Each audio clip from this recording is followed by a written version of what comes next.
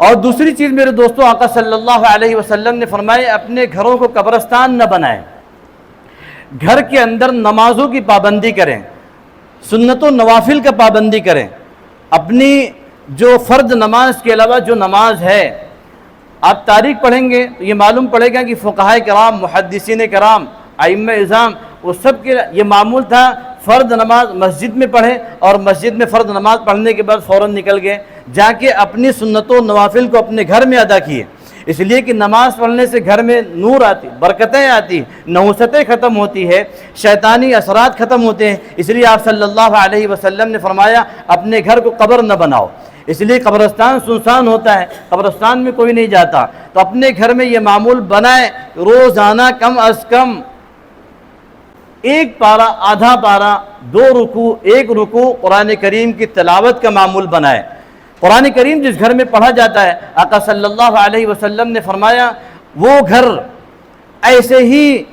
آسمان والوں کے لیے چمکتے ہیں جیسے کہ دنیا کے لوگوں کے لیے آسمان کے ستارے چمکتے ہیں۔ جیسے ہم آسمان پہ ستارے دیکھتے ہیں نا چمک رہے ہیں اس دنیا سے، ویسے ہی اللہ تعالیٰ ہمارے گھروں کو، ان گھروں کو جن گھروں میں اللہ کا ذکر کیا جاتا ہے، قرآن کریم پڑھا جاتا ہے، ان گھروں کو آسمان کے ستارے کے مانند چمکاتے ہیں۔ اب ہم توجہ کریں کہ ہمارے گھر میں کتنا زمانہ ہو گیا ہم نے قرآن کریم نہیں پڑھا ہے،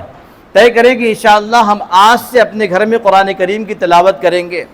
شیطانی اثرات ہمارے گھروں سے ختم ہوں گے۔ یہ شیطانی اثرات اور وساوس کو لے کے میرے دوستو بہت سارے لوگ اس میں ملوث ہیں، اس لیے بجائے ادھر ادھر جانے کے اور ان کے چکر میں پڑنے کے، آپ اپنے معمولات سے وہ تمام شیطانی اثرات کو ختم کریں۔ اگر آپ کی زندگی میں تمام معمولات نہیں ہیں میرے دوستو، آپ کے گھر میں شیطان کا بسیرا ہو چکا ہے، دنیا کا کوئی بھی عامل کاٹ نہیں کر سکتا۔ میرے پاس بہت سارے ایسے لوگ آتے ہیں، حضرت بندش کرنا ہے، تو چونکہ دنیا کے اندر ایسے ڈھونگی لوگ موجود ہیں،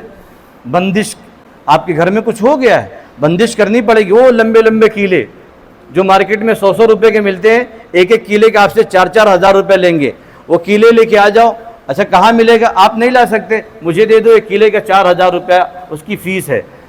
4000 روپے اس کا فیس بھی نہیں کہتے بلکہ ہدیہ کہتے ہیں بطور احترام۔ وہ 4000 روپے کا ایک کیلا آئے گا، تو 4000 کا کیلا کا مطلب یہ کہ بھائی گھر کے 4 کونے تو ہوتے ہی ہیں، تو 8000 روپے، 16000 روپے ہو گئے، 16000 روپے ہم کو دے دو، ہم لے آئیں گے۔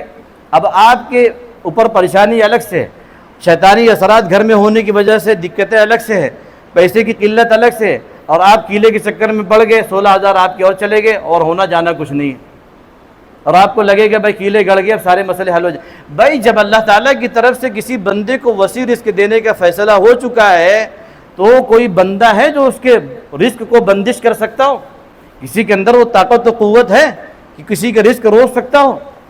اور جب اللہ تعالیٰ کی طرف سے رزق کا معاملہ رکنے کا آ جائے تو کوئی ہے جو اس کو کھول سکتا ہو؟ کوئی نہیں کھول سکتا۔